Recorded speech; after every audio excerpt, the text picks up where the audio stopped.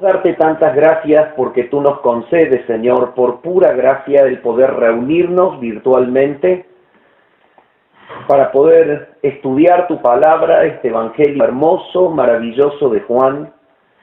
Queremos darte gracias, Señor, porque tú pones el querer como el hacer por tu buena voluntad en cada hermano, para dejar quizás sus quehaceres, para disponer de este tiempo y estar con tu palabra. Señor, nos sentimos tan bendecidos por tu obrar en nosotros, nos sentimos tan gozosos de tener tu palabra y de que tu Santo Espíritu nos dé la debida iluminación para poder entenderla y nos conceda, Señor, el hecho de saber qué es lo que tú nos dices a través de ella, cuál es tu verdadero mensaje. Señor, nos hace mucho bien tu voz, nos edifica en Cristo, mortifica el pecado en nosotros, nos advierte del mal camino, endereza nuestros pasos, arroja luz a nuestra senda.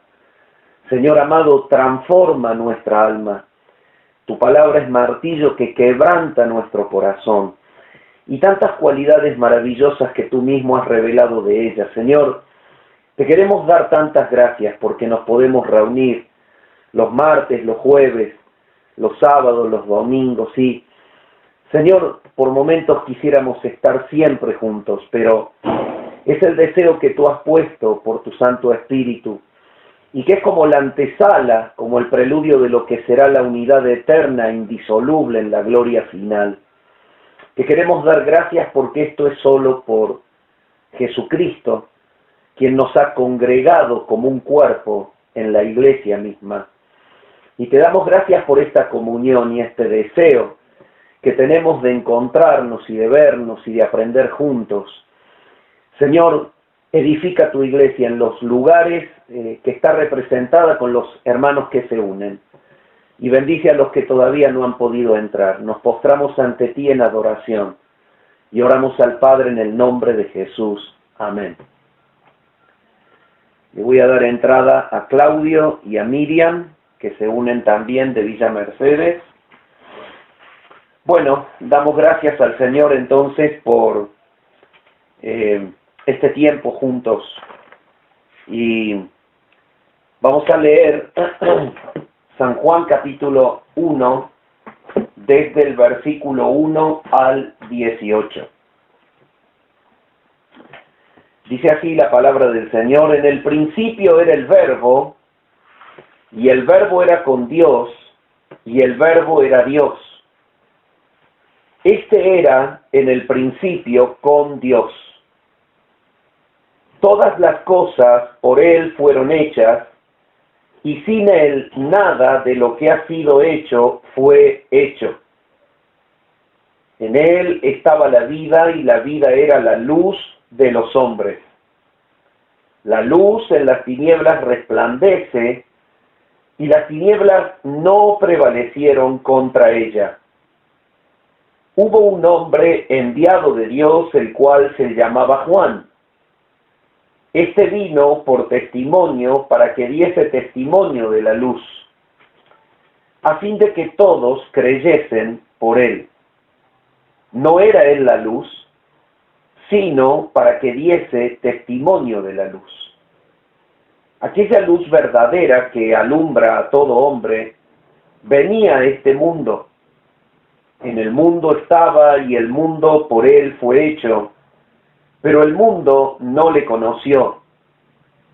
A lo suyo vino, y los suyos no le recibieron. Mas a todos los que le recibieron, a los que creen en su nombre, les dio potestad de ser hechos hijos de Dios, los cuales no son engendrados de sangre, ni de voluntad de carne, ni de voluntad de varón, sino de Dios. Y aquel Verbo fue hecho carne, y habitó entre nosotros, y vimos su gloria, gloria como del unigénito del Padre, lleno de gracia y de verdad. Juan dio testimonio de él, y clamó diciendo: este es de quien yo decía: el que viene después de mí es antes de mí, porque era primero que yo. Versículo 16. Porque de su plenitud tomamos todos, y gracia sobre gracia. Pues la ley, por medio de Moisés, fue dada, pero la gracia y la verdad vinieron por medio de Jesucristo. A Dios nadie le vio jamás. El unigénito Hijo, que está en el seno del Padre, Él le ha dado a conocer. Habíamos estado viendo en las reuniones pasadas la manera de poder interpretar el verdadero tema del Evangelio de Juan. Y solo a manera de repaso, voy a decir que el Evangelio de Juan está justamente resumido por el mismo autor al final del Evangelio, en donde en el capítulo 20, el versículo 30 y 31, nos dice que Jesús hizo además muchas otras señales en presencia de sus discípulos, las cuales no estaban escritas en este libro, pero éstas se han escrito para que creáis que Jesús es el Cristo, el Hijo de Dios, y para que creyendo tengáis vida en su nombre. La frase, habíamos dicho, para que creáis que Jesús es el Cristo, es justamente una frase que es escatológica. Es una frase escatológica, presenta un propósito escatológico. Ubica al lector hebreo en el tiempo cumplido que los profetas anticipaban. Ha llegado el Mesías, el Cristo, el prometido por Isaías, por Jeremías, por los profetas menores y mayores.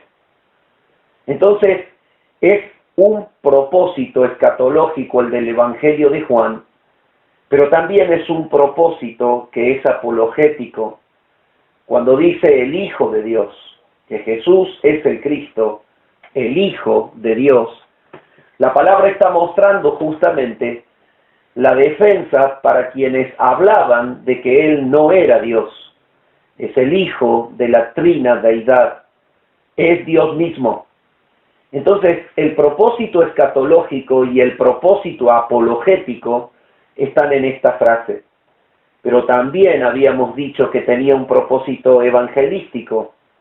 Dice, para que creáis que Jesús es el Cristo, el Hijo de Dios, y para que creyendo tengáis vida en su nombre. Juan persigue con el Evangelio que sea justamente el fundamento sano, el fundamento profundo y firme en donde se pueda apoyar la fe del lector de estas páginas. Por eso él escribe para que la gente crea que Jesucristo es el Hijo de Dios y que es el Cristo prometido. Entonces ese es el propósito evangelístico. Pero cuando vamos al primer capítulo, al párrafo que hemos leído, Juan está detallando ya el desarrollo de este propósito escatológico, de este propósito apologético y de este propósito evangelístico. Y entonces en el párrafo del 1 al 18, Juan comienza mostrando, puntualmente en los 5 primeros versículos, la deidad de Cristo, que Jesucristo realmente es Dios. Y esto es el fundamento firme que habíamos visto en la reunión pasada, que debía creer toda persona que leía el Evangelio para poder ser salva. Y por eso vinculamos cómo Juan, dentro del mismo Evangelio, comienza a desarrollar la demostración de que Jesús y Jehová son la misma persona. Entonces él lo hace en las distintas citas que estuvimos revisando, en donde a Jesús él obviamente lo muestra como el yo soy, porque el mismo Señor expresó yo soy el pan, yo soy la luz, yo soy el buen pastor. Entonces, todo este vínculo con el contexto cercano estaba demostrando que Jesús es exactamente la misma persona que en el antiguo pacto ellos habían leído en Éxodo capítulo 3 y versículo 15, que era el Jehová que se había presentado a Moisés para indicarle que debía ser el guía de la redención o de la liberación del pueblo santo de la mano de la esclavitud de Faraón. Habíamos visto en Éxodo capítulo 3, versículos 14 y 15, que cuando Moisés le pregunta al Señor y le dice, si ellos me dijeren o me preguntaren, ¿quién te envía? Tú le dirás, el yo soy me ha enviado. Y había explicado justamente como conexión que este nombre de Dios está compuesto por 4 letras, llamado el tetragramaton, IHVH, que en su santidad y en la profundidad del significado que tiene, era un nombre impronunciable para los hebreos antiguos. Y entonces ellos, en base a este temor de pronunciar estas 4 letras con las que Dios se había revelado y dado su nombre, tomaron el nombre Adonai, Señor, sacaron las vocales que conforman este nombre y las introdujeron en el tetragramaton en las 4 letras y se formó el nombre Jehová, del cual las traducciones obviamente nos dan el nombre Jehová. Ahora bien, la transliteración de justamente de esta expresión, la transliteración de esta expresión de Jehová, es justamente lo que en el griego aparece como el yo soy cuando el Señor se menciona a sí mismo. Y entonces Juan hace un vínculo con esto en todo su libro y muestra la divinidad de Jesús, mostrando que Él es el Jehová del Antiguo Testamento. En uno de esos textos que leímos, estaba claro que el Señor dijo, si ustedes no creen que yo soy, van a morir en sus pecados. Y este es uno de los fundamentos más firmes que Juan muestra sobre el Evangelio de Jesús. Para que el Evangelio tenga un verdadero propósito evangelístico y para que sea el fundamento inamovible de toda persona que lo lea, para que pueda creer en él, esa persona debe creer que Jesús es el yo soy.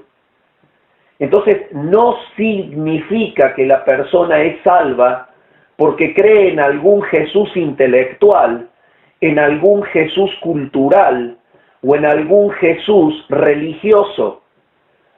No salva un amuleto de Jesús, tampoco salva un crucifijo de Jesús, tampoco salva una historia de Jesús. El fundamento de Juan es claro, el Evangelio es evangelístico porque presenta quién verdaderamente es Jesús. Si el perdido en sus delitos y pecados y el que está muerto en sus delitos y pecados no cree en el Jesús del Evangelio, nunca llegará a tener vida eterna, morirá en sus pecados. De allí que hay tanta gente que se llama cristiana, pero que le menciona a él de una manera irrespetuosa el flaco y lo trata de nominar o de nombrar de una manera absolutamente irreverente. Porque no han creído en quién verdaderamente es él. Solamente se han fundamentado en un conocimiento intelectual de un Jesús histórico que nada tiene que ver con el señorío ni con la salvación en el corazón y en la vida de ellos. Juan está mostrando que Jesús es Dios. Y esto es que Él es el eterno yo soy. Y el mismo Señor dijo, si ustedes no creen que yo soy, este texto tiene una connotación tan profunda, tan rica, tan impresionante, porque el Señor mismo les está diciendo a las personas, la fe salvadora, la fe que el Espíritu va a depositar en mí, la fe de los regenerados, es la fe que asevera que yo soy quien soy. Entonces, cuando hicimos vínculo con el contexto lejano, estuvimos viendo cómo la palabra respalda de una manera clara este concepto de la divinidad de Jesús. Hicimos justamente el estudio bíblico en primer lugar, mostrando cómo las cartas apostólicas de Juan y de Pedro mencionan la divinidad de Jesús. En segundo lugar, recorrimos que la Escritura muestra que a Jesús se le asocia el carácter del Padre. Y habíamos visto que de la misma manera en que se le llama a él pastor, se le llama Jesús pastor, o sea, mostrando que el Jehová del Antiguo Testamento es el Jesús del Nuevo, si bien es el Hijo que aún no se había encarnado, y él tiene el mismo carácter del Padre. No obstante, vimos por los textos que tanto a Jehová como a Jesús se le llama pastor, que tanto a Jehová como a Jesús se le llama juez, que tanto a Jehová como a Jesús se le llama el santo, que tanto a Jehová como a Jesús se le llama el primero y el postrero, que se le llama también el Señor del día de reposo, el Salvador, el traspasado, el Dios fuerte, el Señor de señores, el Alfa y la Omega, el Señor de la gloria y el Redentor eterno. De esta manera, habíamos dejado o cerrado el estudio el jueves pasado. Y hoy tenemos que ver en tercer lugar que a Jesús se le atribuyen los atributos incomunicables de Dios. Yo creo que algo mencioné de esto en la reunión anterior. Jesús posee los atributos incomunicables de Dios. ¿Qué son los atributos incomunicables de Dios? Son aquellos rasgos de la esencia divina, la cual pueden ser atribuidas solamente a la persona divina. Esto es un atributo, lo que se le puede atribuir solamente a la persona divina. ¿Pero por qué es incomunicable? Porque de los atributos de Dios hay atributos que Él ha querido comunicar a sus criaturas, y a estos se les llama atributos comunicables. Pero en este caso estamos estudiando que Jesús posee los atributos incomunicables de Dios. Y entonces hacemos la distinción. Un atributo incomunicable es el atributo que solo le pertenece a Dios y Él ha decidido no comunicarlo con los seres creados. Como por ejemplo su eternidad, como por ejemplo su poder infinito, como por ejemplo su omnipresencia o su omnisciencia. No hay un ser creado que posea estos atributos. ¿Por qué? Porque son propios y exclusivos de la naturaleza divina. Por eso se les llama incomunicables. Pero cuando estudiamos la palabra encontramos sorprendentemente que Jesús posee los atributos incomunicables. Entonces cuando hacemos vínculo con el contexto lejano, vemos y encontramos el verdadero sentido de lo que Juan enseña. Él comienza mostrando a Jesús como el yo soy. Él va a comenzar a desarrollar que Jesús es realmente Dios. Y este es el fundamento de fe para que puedan creer quién es Él los que leen el Evangelio y creyendo tengan vida en su nombre. Por eso es, mi amado hermano, que hago un paréntesis aquí y te llevo a reflexionar de que verdaderamente el Evangelio predicado por un creyente de una iglesia bíblica debe tener el sumo cuidado de mostrar quién es verdaderamente Jesús. El Evangelio nuestro no debe ser un Evangelio sensual, no debe ser un Evangelio emocional, no debe ser un Evangelio manipulador, tratando quizás de conmover a las personas, sino que el Evangelio tiene que ser absolutamente bíblico, mostrando quién verdaderamente es Jesús.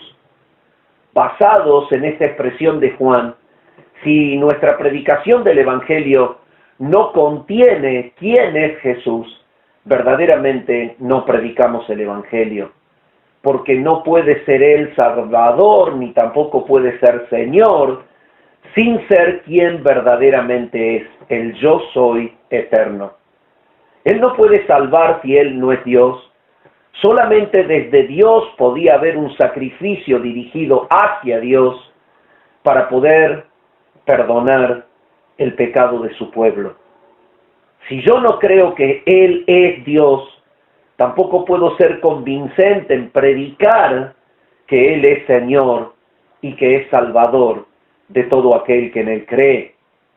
Si yo no creo que Él es Dios, realmente el Hijo de la Deidad hecho carne, yo no puedo predicar con absoluta certeza la redención efectiva en el sacrificio y en la entrega de su sangre, porque evidentemente Él es el Redentor del pueblo santo, quien le ha ofrecido al Padre ese sacrificio perfecto. ¿Por quién es Él? No olvidemos que en la divinidad de Jesucristo se ha cumplido la exigencia de la ley. No olvidemos que en la santidad absoluta de su persona, en la esencia impecable de su naturaleza, es que haya el verdadero y sentido profundo el cobro de la deuda nuestra por parte del Padre. Si Jesucristo no es Dios, si no lo presentamos como quien es Él, el yo soy, no hay un fundamento convincente, el Espíritu Santo no trabajará en el corazón del perdido. Evidentemente es el Señor quien pide que prediquemos adecuadamente el Evangelio. Y la manera en la que Juan lo hace es el patrón a seguir, es justamente la regla a seguir, es el modelo a copiar. Debemos verdaderamente presentar a Cristo como quien es Él. Los atributos incomunicables que vimos se encuentran en Isaías 9:6, donde el profeta presenta que Él es el Dios eterno, el Padre eterno, el príncipe de paz. Lo presenta a Él, a este Hijo que va a ser nacido, como el Padre eterno, haciendo alusión no a que el Hijo es el Padre, sino a que Él va a tener un carácter paternal para con su pueblo. Lo va a amparar, lo va a cubrir como un padre cubre a los suyos, porque Él vendrá a ser el redentor de ellos y pagará en su lugar la libertad, pagando sus pecados. Esta es una actitud paternal, y entonces se muestra la eternidad de Jesús en el hecho de que lo nombre Padre Eterno. Y esto hace de que el atributo incomunicable de Dios esté en Cristo. En segundo lugar, pudimos ver la omnipresencia en San Mateo capítulo 18, versículo 20, y en el 28:20, el Señor habla de que está en todo lugar y está con nosotros siempre. Entonces, si Él está con la iglesia que está dispersa en todo el globo terráqueo, es evidente que Él es omnipresente.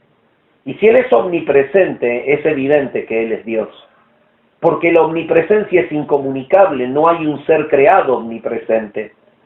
Ni los ángeles pueden ser omnipresentes, ni los hombres pueden ser omnipresentes. Pero también se muestra en la palabra que Él es omnisciente. Él sabe y conoce lo que piensan los corazones de los hombres. Lo pudimos ver en San Mateo 11:27, como también lo pudimos ver en San Juan 16:30, como lo pudimos ver en San Juan 21:27. Él es omnisciente. O sea, Él sabe todas las cosas. ¿Por qué? La omnisciencia de Dios significa que Dios es infinito y soberano en todo lo que Él ha decidido que exista y en todo lo que Él ha decidido que suceda.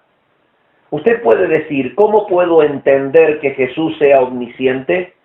Y bueno, simplemente porque en un acto soberano, divino y todopoderoso, Él dio origen a todo lo creado y Él ha decretado de manera total todos los sucesos finales y todos los sucesos intermedios para lograr los propósitos finales en un instante en la eternidad, y eso es lo que va ocurriendo en el tiempo.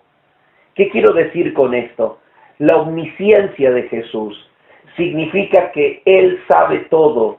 No es que Él almacena una información de alguna fuente externa que le comunica algo nuevo, sino que Él es el promotor de lo que existe, por lo tanto, no puede recibir información que Él no conozca, porque todo lo que sucede primero estuvo en el decreto de su voluntad.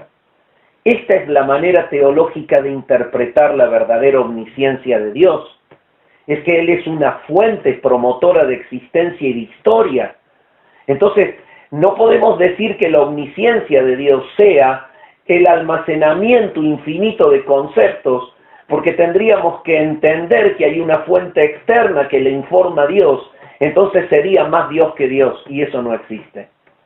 La omnisciencia del Padre, como la omnisciencia del Hijo, como la omnisciencia del Espíritu Santo, nos muestran que Dios es omnisciente. Él sabe todas las cosas. Él conoce el pensamiento tuyo. Él conoce la intención del corazón. Entonces, mis amados, al observar los rasgos de Jesús, podemos ver que el entorno lejano o el contexto lejano nos habla de su deidad. Él también es omnipotente. Lo vimos que Él puede hacer todas las cosas. Él tiene poder para hacer lo que Él quiera. La omnipotencia de Jesús es la omnipotencia del Padre. Y evidentemente eso es solo porque Él es Dios. Lo vimos como alguien inmutable. Jesús es el mismo ayer y hoy y por los siglos. La inmutabilidad es una cualidad única de Dios. El hecho de que haya inmutabilidad en Dios justifica de que hay eternidad en Él. ¿Por qué? Porque hay ausencia de erosión o de desgaste. La inmutabilidad significa que su persona es eterna, es perfecta, es gloriosa y no tiene deterioro temporal. Cuando la palabra dice que Él es el mismo ayer y hoy y por los siglos, habla de que Jesús no tiene un deterioro temporal. Su persona es absolutamente perfecta y no se degrada en perfección con el paso del tiempo. Lo fue desde la eternidad, lo es en el tiempo cuando se encarnó y lo sigue siendo en la eternidad posterior. Entonces el hecho de que Él sea inmutable habla de que Él es Dios. También es soberano de acuerdo a San Mateo 28, 18. Toda potestad me ha sido dada en el cielo y en la tierra. Él es soberano, Él tiene toda la potestad, Él tiene poder sobre todo lo creado porque Él es el creador de todo lo que existe. Y evidentemente, Él es soberano. Él da a conocer a los hombres el nombre del Padre, y Él lo da a conocer a quien Él quiere.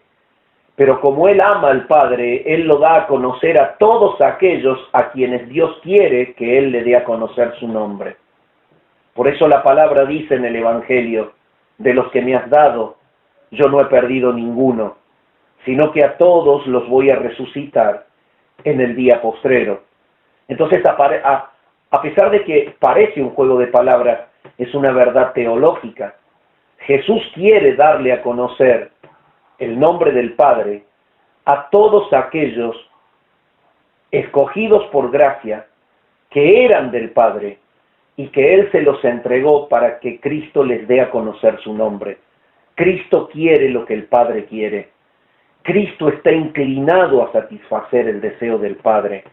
Entonces, Él es soberano, Él da a conocer a los hombres su nombre, el nombre del Padre, y Él es glorioso.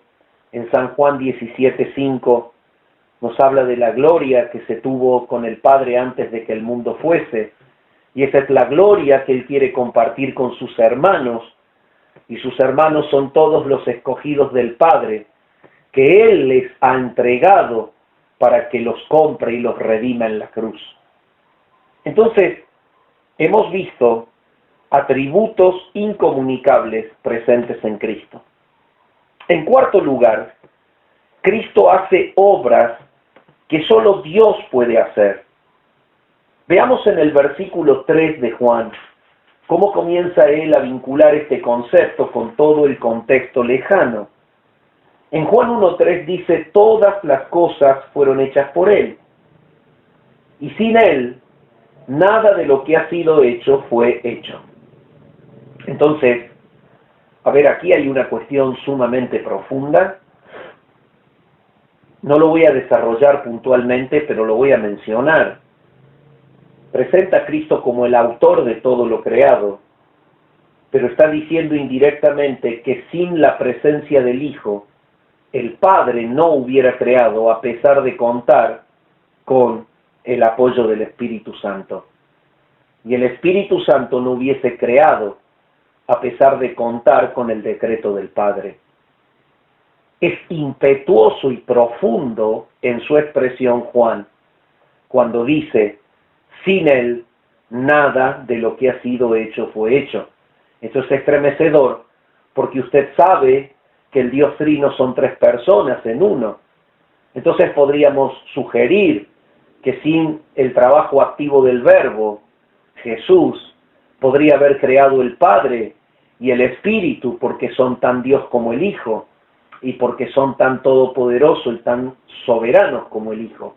No obstante, la palabra exalta la importancia del Verbo, cómo está sujeto todo lo creado a la actividad de Cristo. Y sin Él, nada de lo que ha sido hecho fue hecho. Entonces, para empezar a demostrar en el contexto lejano el hecho de que Cristo es Dios porque hace obras que solo Dios puede hacer, a Él Juan le atribuye el acto creacional. En Colosenses, el capítulo 1 y el versículo 16, acompáñeme usted, Colosenses, el capítulo 1 y el versículo 16, volvemos a encontrar este mismo principio. Y es algo estremecedor lo que Pablo les enseña a los de Colosas allí. Colosenses 1:16 dice lo siguiente: porque en Él fueron creadas todas las cosas, y se está refiriendo a Cristo. Él es la imagen del Dios invisible, dice el versículo 15, el anterior, el primogénito de toda creación, porque en Él fueron creadas todas las cosas, las que hay en los cielos y las que hay en la tierra, visibles e invisibles, sean tronos, sean dominios, sean principados, sean potestades. Todo fue creado por medio de Él y para Él. Entonces, cuando la palabra dice que todo fue creado por medio de Él, utiliza una preposición griega que es día. Así se escribe tal cual como escribir día en el español. Nada más que con la letra delta, iota y alfa. Día es una preposición que significa a través de. Es el camino que media para lograr algo. Y esto es lo que está diciendo Pablo escribiendo a los colosenses. Es imposible llegar a hacer existir lo inexistente sin Cristo. Cuando dice que fue creado por medio de Él y para Él, la preposición allí es eis, E-I-S, épsilon, iota, sigma. Eis es una preposición que está significando un orden direccional. Es hacia dónde van las cosas. Entonces, Colosenses vuelve a mostrar la divinidad de Jesús. Todo fue creado por la intervención de Él, y todo fue creado para que culmine en Él. Si tú vinculas este texto con lo que hemos venido estudiando en Apocalipsis y en las porciones que hemos leído, te vas a dar cuenta que Él es el primero y el último, Él es el alfa y el omega, Él es el principio y el fin. Y si lo vinculas con todo lo que venimos estudiando hasta ahora, te vas a dar cuenta que Él es el Jehová del Antiguo Testamento. Entonces, Él hace obras que solamente Dios puede hacer. En primer lugar, crea las cosas. En segundo lugar, sostiene las cosas. Esto solo lo puede hacer Dios. No se puede sostener el universo en sincronismo sin la mano de Dios. Las leyes físicas son el producto acabado de un invento del Dios eterno. No puede existir el mundo como mundo sin leyes que rijan el funcionamiento sincrónico de todo lo que existe. Y le es atribuido a Cristo esta labor. En el versículo 17 de Colosenses 1, la palabra dice así: y Él es antes de todas las cosas, y todas las cosas en Él subsisten. El hecho de que diga de que todas las cosas en Él subsisten, entonces en el original griego se lo puede parafrasear así a la expresión que encontramos. Todas las cosas por Él mantienen su consistencia. Él es el que liga la salida del sol con la salida de la luna. Él es el que liga un día al otro. Él es el que sostiene el crepúsculo, el amanecer. Él es el que sostiene a los mares en su lugar para que no inunden la tierra seca. Él es el que sostiene a los astros a la distancia que están de la tierra. Él es justamente el que hace que el universo subsista. Entonces, esto no lo hace el Padre, esto no lo hace el Espíritu Santo, esto lo hace Cristo. Y esto es una realidad que lo coloca Él justamente en su cualidad, en su carácter, en su naturaleza de Dios mismo. No puede haber, entonces, divinidad en un ser que no tenga la capacidad de hacer estas obras. No solo que Él sostiene la creación, sino que también Él resucita a los muertos. Podemos ver en San Juan capítulo 5, el versículo 21, en el mismo libro de Juan, esta expresión. Dice, porque como el Padre levanta a los muertos y les da vida, así también el Hijo a los que quiere da vida. El hecho de que Juan esté mencionando que Jesús tiene el poder para otorgar vida, está diciendo, Él es Dios. Esta es una obra que solamente la puede hacer Dios. Él puede resucitar a los muertos. Si tú vas más adelante en el mismo Evangelio, al capítulo 11, Juan, entonces 11, en el relato de la resurrección de Lázaro, 11 de Juan, el versículo 25 al 44, no lo vamos a leer, pero él dice lo siguiente, dice, yo soy la resurrección y la vida. Todo aquel que vive y cree en mí no morirá eternamente. Entonces, cuando en el Evangelio de Juan Jesús se atribuye el ser, la resurrección y la vida, es porque Él es Dios. Nadie puede devolverle vida a un muerto si no es Dios, porque es solo Dios quien otorga la vida, quien la quita. Él es el inventor de la vida, Él es el administrador de la vida, porque Él es el autor de la vida. Entonces, el hecho de que el Señor haya resucitado a muertos, habla de que Él es Dios. Él también perdona pecados. En el Evangelio, según San Marcos, podemos ver esta realidad. En San Marcos, el capítulo 2 y el versículo 10, la palabra nos enseña esto.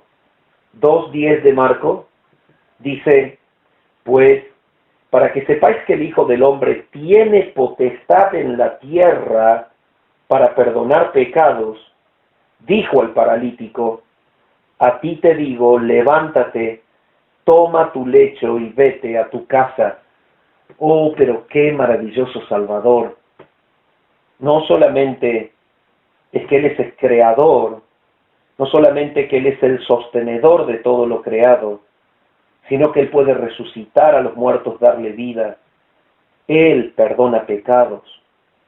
Entonces, el hecho de que Él tenga poder para perdonar pecados es que Él puede absolver de un juicio eterno al que ha nacido en el pecado, al que está muerto en su delito y pecado.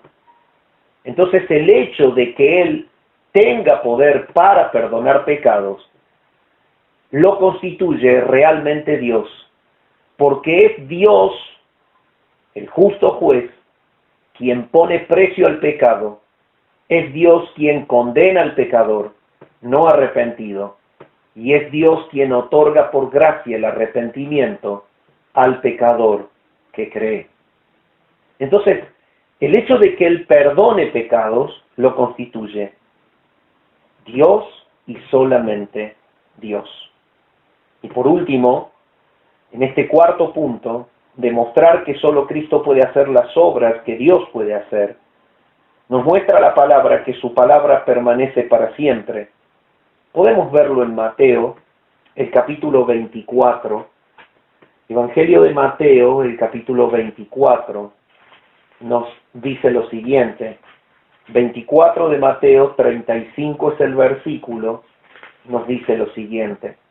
Dice así, el cielo y la tierra pasarán, pero mis palabras no pasarán. Entonces solamente palabras eternas pueden ser pronunciadas de una persona eterna. El cielo y la tierra va a pasar, pero sus palabras no. Entonces el hecho de que Él tenga una permanencia por su palabra lo constituye a Él Dios. Comparemos en el Antiguo Pacto con Isaías, el capítulo 40 y el versículo 8, para darnos cuenta de esta maravillosa verdad. Isaías, el capítulo 40 y el versículo 8, nos dice lo siguiente. Dice así, sécase la hierba, marchítase la flor, mas la palabra del Dios nuestro permanece para siempre. Maravillosa expresión de Isaías 48. Sécase la hierba, marchítase la flor, mas la palabra del Dios nuestro permanece para siempre. Y es exactamente lo que en el nuevo pacto Jesús dice. El cielo y la tierra van a pasar, pero mis palabras no van a pasar. Y mi amado hermano, cuando entramos a ver las cualidades divinas del verbo de Jesús, nos debe llevar a entender cuál es el lugar de preeminencia, de autoridad que verdaderamente ocupa su palabra en tu vida. ¿Cuál es el verdadero vínculo que tienes con el Jesús, el verdadero Jesús, el yo soy? ¿Quién es Él? ¿Es el Jesús que se habla allí en la iglesia el domingo? ¿Es el Jesús que se puede comprobar en la historia? ¿Es el Jesús del cual te hablaron tus padres? ¿Quién es Él para ti hoy? ¿Es el verdadero yo soy? ¿Tú aceptas a ese Jesús, al Creador del cielo y de la tierra, como tu Señor? ¿Tú confías plenamente en su deidad como Dios? Él es para ti tu Señor, tu dueño, tu Rey y tu Salvador. Cuando seguimos avanzando en el estudio vemos un quinto elemento. La Biblia muestra que Jesús recibió adoración. Vamos a San Mateo capítulo 14, el versículo 33. ¿Qué estamos haciendo?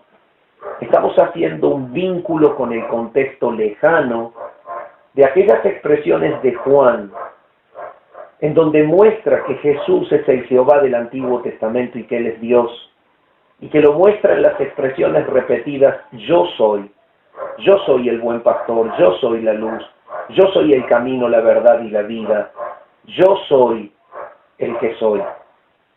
Entonces, estamos viendo que Jesús realmente es mostrado en la Biblia como Dios, porque Él recibió adoración. Y en San Mateo 14:33 dice lo siguiente. San Mateo, el capítulo 14 y el versículo 33, dice lo siguiente. Entonces los que estaban en la barca vinieron y le adoraron, diciendo, verdaderamente eres Hijo de Dios. Bueno, pero entonces este sentido tiene una connotación sumamente profunda, porque los que estaban en la barca sabían que solo a Dios se lo puede adorar. Pero ellos calificaron a ese ser como el Hijo de Dios. Y usted lo ve aquí en mayúscula en su Biblia. ¿Por qué? Porque ellos reconocieron que el Hijo de Dios es Dios. Porque vieron que esa obra solamente la podía hacer Dios. Él camina sobre el mar, Él vence la ley de la gravedad, su peso dejó de ser peso sobre esas aguas. Es como que las aguas se hubiesen transformado en alguna cinta de asfalto que podían sostener su peso, pero nunca dejaron de ser agua. Él es Dios, y ellos le adoraron como Dios. Ese es nuestro Señor, es Dios, Salvador, Redentor, Rey del que cree en Él. Entonces, podemos ver que Él recibe adoración en San Mateo 28:9 para hacer un aporte más sobre este Evangelio. 28:9 de Mateo dice, he aquí Jesús le salió al encuentro diciendo, salve, en la resurrección. Y ellas, acercándose, abrazaron sus pies y le adoraron. El hecho de que Jesús haya recibido adoración es la muestra más evidente de que en su transparencia como el Hijo de Dios, Él es Dios. Si Él no hubiese sido Dios, Él no hubiese recibido adoración. Es la adoración de los hombres receptada por Él la que lo muestra como Dios vivo y verdadero. Entonces, podemos ver también en Juan 9:38 esta misma realidad. Entonces, vamos haciendo vínculo con el contexto cercano, lejano, en el Evangelio de Juan. Y ahora, en el mismo Juan, en el capítulo 9 y el versículo 38, podemos leer, y voy a leer desde el 37. Le dijo Jesús, pues le has visto, y el que habla contigo, Él es. Y él dijo, creo, Señor, y le adoró. Esa es la fe salvadora. Es la fe salvadora de alguien que ha visto el poder divino de Jesús y que entiende que Él es el yo soy, tal cual el Jehová prometido, el Dios fuerte que había de venir. El creer en quién es Él hace que la persona supere la muerte en sus pecados. Entonces, en el versículo 35, como para complementar, podemos ver que dice, oyó Jesús que le habían expulsado y hallándole le dijo, ¿crees tú en el Hijo de Dios? Esto se refiere cuando los fariseos interrogan al ciego que el Señor había sanado. Y entonces lo expulsan y lo condenan en su fariseísmo y en su religiosidad. Pero el Señor le responde a él. Oyó Jesús que le habían expulsado y hallándole les dijo, ¿crees tú en el Hijo de Dios? Respondió él y dijo, ¿quién es, Señor, para que crea en él? Le dijo Jesús, pues le has visto, y el que habla contigo él es. Y él dijo, creo, Señor, y le adoró. Dijo Jesús, para juicio he venido yo a este mundo, para que los que no ven vean, y los que ven sean cegados.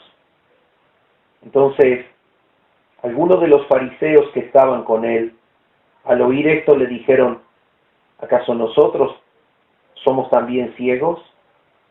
Y Jesús les respondió, si fuerais ciegos, no tendríais pecado. Mas ahora porque decís vemos, vuestro pecado permanece.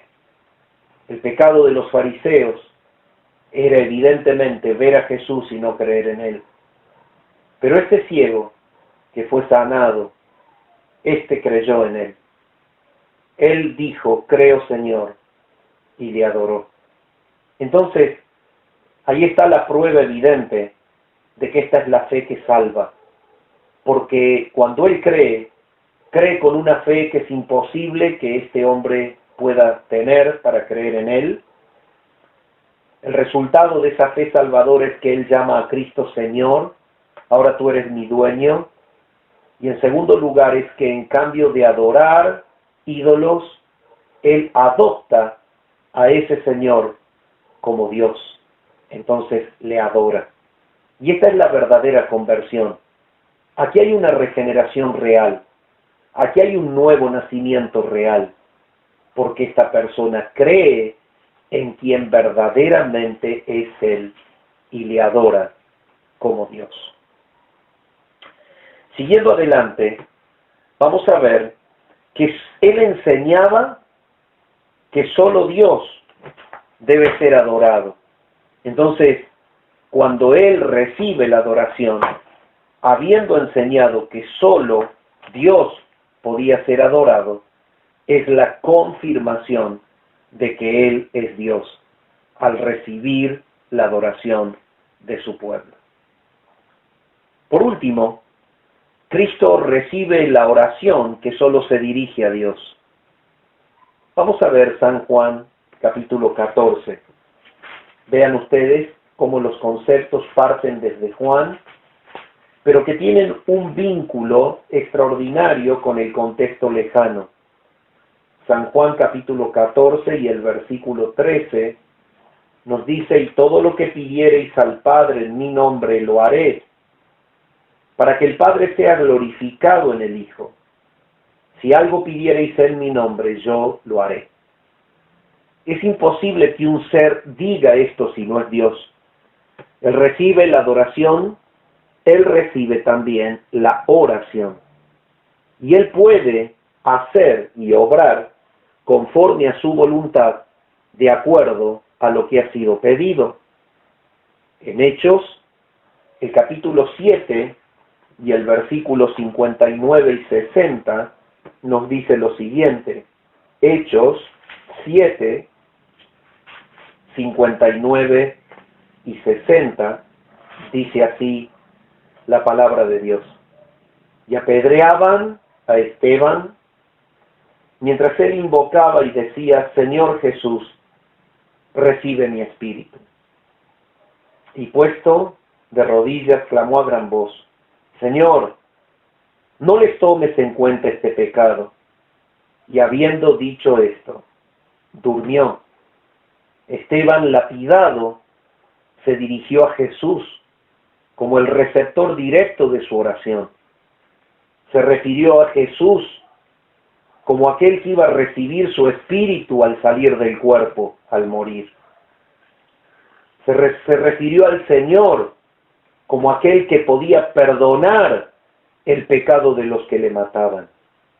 Entonces, cuando tenemos esta expresión bíblica, no podemos ver otra cosa más que la deidad de Jesús en el vínculo y en la relación con los hermanos de Él, sus hijos, los salvos, los miembros de la iglesia. Si vamos a la primera carta de Juan, el mismo escritor, en otro de sus libros, 1 Juan 5, nos dice lo siguiente. Estas cosas en el versículo 13 de 1 Juan 5, estas cosas os he escrito a vosotros que creéis en el nombre del Hijo de Dios, para que sepáis que tenéis vida eterna y para que creáis en el nombre del Hijo de Dios. Y esta es la confianza que tenemos en Él, que si pedimos alguna cosa conforme a su voluntad, Él nos oye. Y Juan está refiriéndose al pedido, pero está refiriéndose al oído de aquel al cual se le habla, y este es Jesús, el Hijo de Dios. Entonces, esto es digno de ser tenido en cuenta. Jesús es Dios porque Él recibe la oración, a tal punto que Juan aclara y dice que esta es la confianza que tenemos en Él, que si pedimos alguna cosa conforme a su voluntad, a la voluntad de Cristo, Él nos oye. Y si sabemos que Él nos oye en cualquier cosa que pidamos, sabemos que tenemos las peticiones que le hayamos hecho. Entonces, es evidente que Él recibe la oración como Dios. Y de esta manera, hemos podido comprobar por las Escrituras en el contexto lejano y cercano la deidad de Jesús. Pero ahora, sin mediar más, vamos a empezar el desarrollo propiamente dicho del versículo 1. Acompáñeme a San Juan 1:1. En este párrafo, entre el 1:1 al versículo 5, usted va a encontrar tres maravillosas enseñanzas en relación a quién es Él. Vamos a encontrar justamente la preexistencia del Verbo, vamos a encontrar el poder creador del Verbo y vamos a encontrar la existencia propia del Verbo. Juan comienza mostrando en la divinidad de Jesús tres aspectos de su persona divina. Y a través de esta confirmación vuelve a enseñar quién es el yo soy, quién es ese Jesús, quién es el autor de la salvación, quién es Él. Lo muestra a través de su preexistencia, cuando podemos leer en la primera línea, en el principio era el Verbo. Esta es una expresión tremenda, maravillosa, porque está expresando que antes de que todas las cosas pudiesen existir, el Verbo ya existía. Esto significa ser preexistente o anticipado al punto de origen de todo lo que existe. ¿Cómo lo podemos determinar en el original griego este concepto? En primer lugar, debemos analizar el término argí, desde el cual se traduce en castellano principio. En el principio, dice, era el Verbo. Entonces, nos vamos a detener en este término, el griego argí. Este puede significar fuente u origen. Por ejemplo, ya lo hemos visto en Colosenses 1:18, lo podemos repasar. Aquí se menciona justamente argí como fuente o principio. Entonces, origen o fuente, principio o fuente. En Colosenses 1:18 dice así, dice, y Él es la cabeza del cuerpo que es la iglesia, Él que es el principio, aquí está el término arjí en el original, igual que en Juan, el primogénito de entre los muertos, para que en todo tenga la preeminencia. Pero si vamos a Apocalipsis, el capítulo 3 y el versículo 14, encontramos lo mismo. Apocalipsis capítulo 3 y el versículo 14 nos dice y escribe al ángel de la iglesia en la Odisea: he aquí el amén, el testigo fiel y verdadero, el arjí de la creación de Dios, dice esto. Es tremenda esta expresión, el principio, es exactamente lo mismo. El arjí de la creación de Dios dice esto. Entonces, viéndolo en estos textos, puede significar fuente u origen, pero también puede significar arjí, regla, autoridad, gobernante o persona en autoridad. Por ejemplo, si lo buscamos en el Evangelio de Lucas, a este término, lo podemos encontrar en el original en Lucas 12:11. Entonces, en Lucas 12:11, dice: cuando os trajeren a las sinagogas y ante los magistrados y las autoridades, no os preocupéis por cómo o qué habréis de responder y qué habréis de decir. Este término, arjí, está referido aquí a los principales, a los magistrados, a las autoridades. Estos son llamados arjí aquí, porque también se refiere a estos, gobernante, autoridad. En San Lucas 20:20 también encontramos este término de Juan 1:1.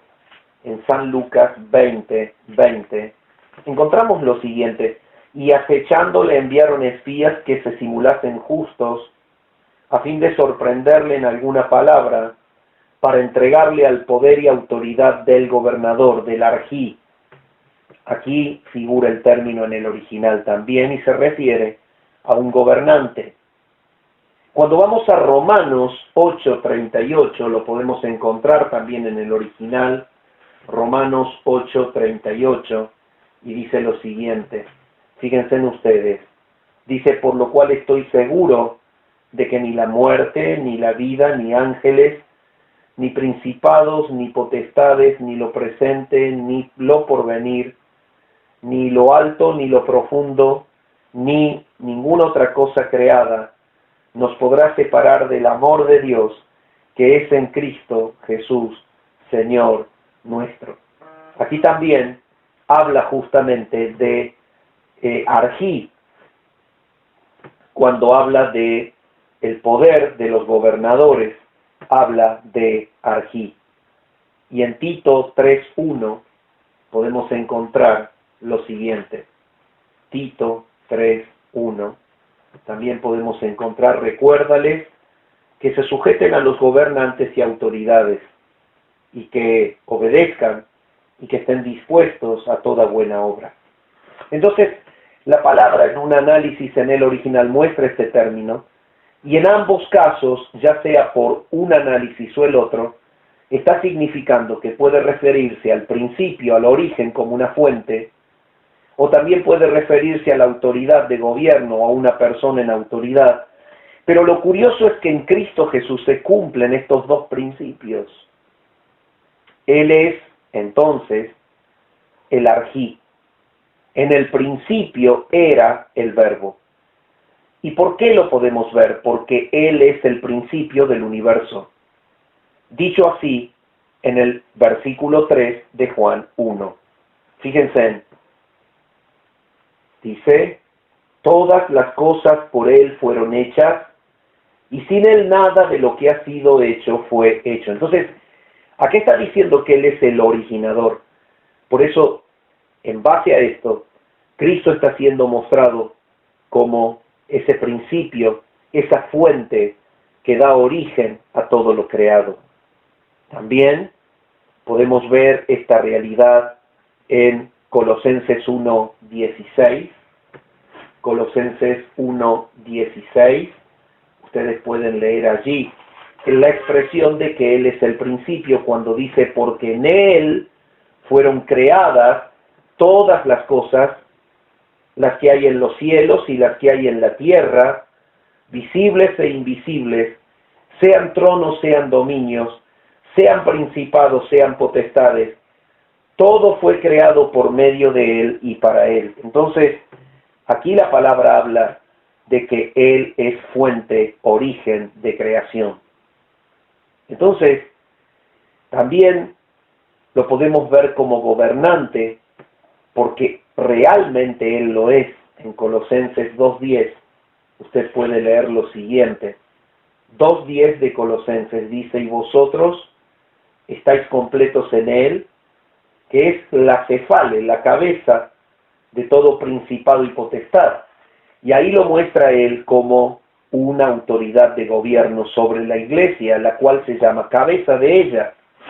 Entonces, Él es el gobernante, no solo es el creador, el promotor del universo. En Efesios 1, 20 al 22, podemos encontrar que dice lo mismo. Efesios 1, 20 al 22, dice lo siguiente, la cual operó en Cristo resucitándole de los muertos y sentándole a su diestra en los lugares celestiales, sobre todo principado y autoridad y poder y señorío, y sobre todo nombre que se nombra, no solo en este siglo, sino también en el venidero, y sometió todas las cosas bajo sus pies, y lo dio por cabeza sobre todas las cosas a la iglesia, la cual es su cuerpo, la plenitud de aquel que todo lo llena en todo. Si vamos a Filipenses 2, 9 al 11, vamos a encontrar nuevamente este mismo concepto. Aquí en estos dos textos que leímos, lo vimos a Cristo como gobernante de su iglesia. En Filipenses 2, 9 al 11, lo vamos a ver exaltado como el rector del universo por causa de haberse entregado a la muerte. 2, 9 al 11, nos dice lo siguiente, por lo cual Dios también le exaltó hasta lo sumo y le dio un nombre que es sobre todo nombre, para que en el nombre de Jesús se doble toda rodilla de los que están en los cielos y en la tierra y debajo de la tierra, y toda lengua confiese que Jesucristo es el Señor para gloria de Dios Padre. No obstante, habiendo hecho una comprobación en el contexto cercano de Juan y en el contexto lejano, de que Jesucristo no solamente es fuente que da origen, sino que es rector, gobernador, autoridad de los suyos, evidentemente, y de todo lo creado, debemos decir que en este pasaje puntualmente, la palabra arjí se conecta directamente con el principio de Génesis. En Génesis, el capítulo 1 y el versículo 1, encontramos la primera frase de la Escritura. Dice así, en el principio. Si bien esta expresión está en hebreo, el término es el correspondiente al arjí del griego. Y entonces debemos entender que en Génesis 1:1 se menciona el mismo principio. Y ese principio es el principio del origen. Es el principio en el que comenzaron a existir por el poder de la palabra de Dios todas las cosas inexistentes. Juan 1:1 dice, en el principio creó Dios los cielos y la tierra. Y Juan 1:1 dice, en el principio era el Verbo. Una conjunción perfecta, un vínculo maravilloso, transparente, iluminador, que está mostrando que Jesús es la fuente de creación de todo lo que existe. Entonces, cuando encontramos esto, podemos ver que Él es el autor de la creación. El hecho entonces de que diga en el principio era, ahí esa expresión verbal, un derivado del verbo ser o estar, era, es el griego eimi, epsilon, iota, mu, iota, eimi. Esta expresión eimi es el verbo ser o estar, pero en un tiempo imperfectivo. El hecho de que esté el tiempo del verbo en imperfectivo describe una acción en el pasado, refuerza aún más la preexistencia del verbo, porque cuando habla del principio y lo vincula con este imperfectivo eimi, quiere decir que antes del principio la existencia del verbo contenía todo lo que va a ser creado después. Dicho de otra forma, antes del origen de todo lo que se originó con la autoridad de la palabra de Dios, que es el verbo ya existía. Entonces, Juan está apologéticamente mostrando la deidad de Jesús porque lo muestra como aquel ser en el cual no hay registros de un punto original de creación, sino que es el ser que contiene en su existencia eterna el principio de la existencia terrenal. Ese es el propósito de Juan en esta frase. Jesús es el ser con existencia eterna que contiene en sí el principio de la existencia material o terrenal. Si nosotros encontráramos en esta primera frase en el griego el término ginomai, que también es un derivado del verbo ser o estar, pero en otro tiempo, esto significaría llegar a ser o existir. Pero el hecho de que no esté ginomai, sino que el era sea eimi, es impetuoso en el original, porque Cristo no es que llegue a ser en el principio, dando la idea de que podría haber sido creado, sino que al aparecer el término eimi, que no significa llegar a ser, sino era, está indicando que su naturaleza es preexistente al punto original de la creación. Mis amados, este es Jesús. Este es nuestro Salvador. Este es nuestro Rey. Él es quien dio origen a todas las cosas, porque Él no tiene un punto de origen, porque Él es Dios. Padre, gracias quiero darte en esta noche por este estudio de Juan. Señor, qué maravillosa es esta primer línea de este primer párrafo. Cuánta maravilla junta contiene esta expresión.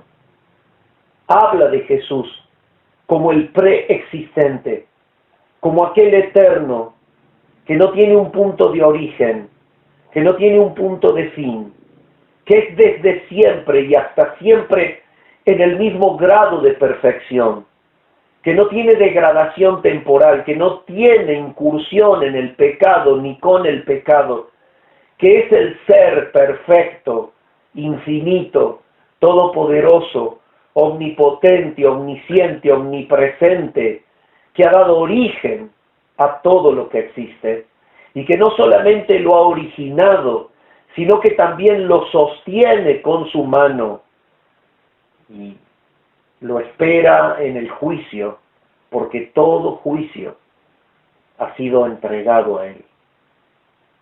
Amado Dios, gracias por Jesús, tu Hijo amado. Él es el Redentor de los perdidos. Él es el que ha comprado al pueblo santo en la cruz. Pero Él es Dios. Él es el Creador del pueblo santo. Y Él es el Redentor del pueblo santo para la gloria de tu nombre. Nos postramos ante ti en adoración y oramos al Padre en el nombre de Jesús. Amén.